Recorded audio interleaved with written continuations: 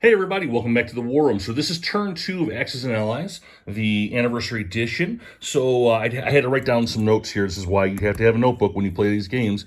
So let's go from Japan on down. So Japan got super submarines. So that's going to be really good for them in the Pacific. They're kind of waning. They built a few things now, but they were kind of waning from the last episode. Anyway, they now have super subs. They did research. They got that. They purchased a battleship and 2 destroyers and a sub. Might as well, since they got the ability. They did combat in India. Then they did kind of a all-out attack for India, and I'll tell you why. In the anniversary edition, there's these little charts down here, and you make more money if you earn certain things. So even though it was risky, and I don't know if they're going to hold on to it for long, and they lost Burma to China, they gained a whole lot of money this round. So China is sitting in dough, which is going to be gigantic for them in the next round. So I thought that was kind of worth it. They took their fleet from 35 and they moved it over here to kind of hook up with their other fleet here, because the United States now has a decent fleet that they purchased last turn, or this turn, excuse me. Income was 35 plus the 15 extra IPCs because of that, getting India and a few other things here. USSR. Everybody's got rockets. And for some reason, rockets are the huge deal.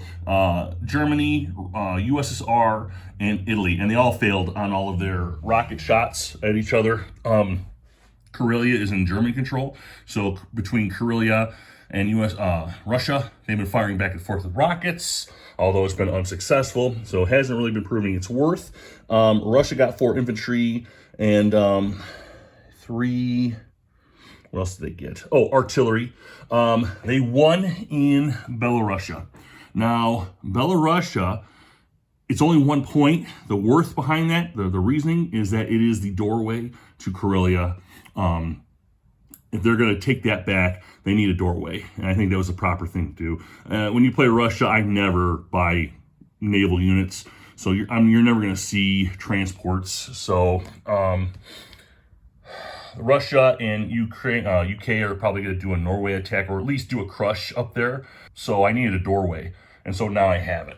Will I hold it? I don't know. I've just been building ground units like mad.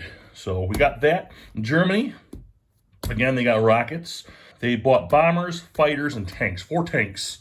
All right, so a lot of tanks. They pushed 6 tanks into Poland. That's going to be really tough for Russia to hold Belarus, so we'll see if they can hold that, especially since the Allies are probably going to be attacking soon. Just to note, the U.S. did land in Morocco, so that's going to cause a whole bunch of problems. We'll talk about Italy moving their fleet here in a second.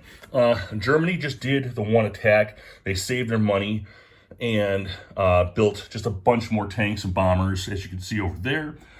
Let's see here. Next is UK. They did research, but they didn't get anything. They were negative. They bought a bomber, no gains. They tried attacking into Norway. They got the super jets, but it didn't work for them. They lost a jet, so that was kind of shitty for them. They did take out the German transport in Sea Zone 5, so that's now gone. The German fleet had moved here prior in their non-combat move. They thought that maybe there's a chance that Italy can bring some heat to them. We don't know yet. And if they can do it, they could probably wipe up. But it's just a cruiser and destroyer and one of their submarines, so we'll see. Other than that, sorry for the shakiness.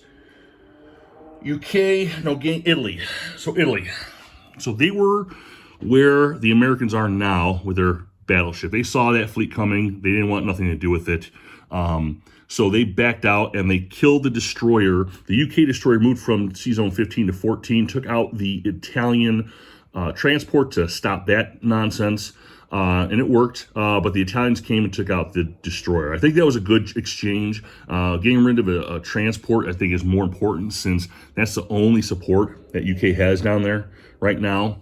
They are pushing up the guys from South Africa, but they're not going to make it in time. If Germany really cares about taking out the Suez Canal, they're going to do it. I just don't know if we're going to yet. Now that the Americans have landed, I just don't know what to do. Which brings me to Italy. Italy bought a fighter, okay? Normally, I wouldn't buy fighters. But I'm kind of using Italy as kind of like toilet paper in this game. They're just going to throw stuff at the allies with some, hopefully for some good hits. Italy could do some really weird shit. So depending on the dice rolls, you might see an incredible Italy game here. I just don't know if it's going to happen yet. So I got a fighter just to kind of harass the U.S. and what have you. I mean, it wouldn't be mindful to attack that bomber.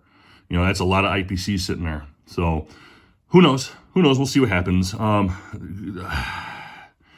Between the German fleet up there and the Italian fleet down here, I don't know. I mean, there might be a chance. I think we're going to try and go for it and just take out that naval fleet. If that happens, it's just going to set U.S. back a little bit.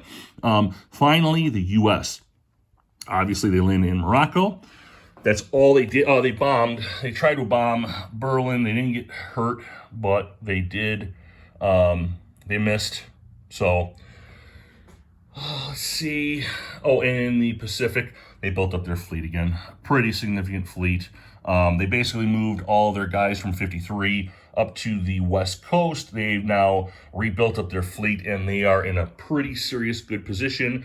But the Japanese are not out. They do have a significant force themselves. So U.S. is not going to be able to depend on this. Question, am I doing a kill Germany first or a kill Japanese first? I don't know yet. I know that's stupid. I should probably know this already. So that little bonus cards I'm showing you here to get the extra money, I was going to do a kill Japanese first, but now that they have a shitload of money, it's going to change my perspectives here. I might have to go Germany first. That's what I like about the anniversary edition, is that these cards can change everything, all right? Depending on what you take over, what you have possession of. Like I said, when Japan took India, that was an extra $5 in their pocket.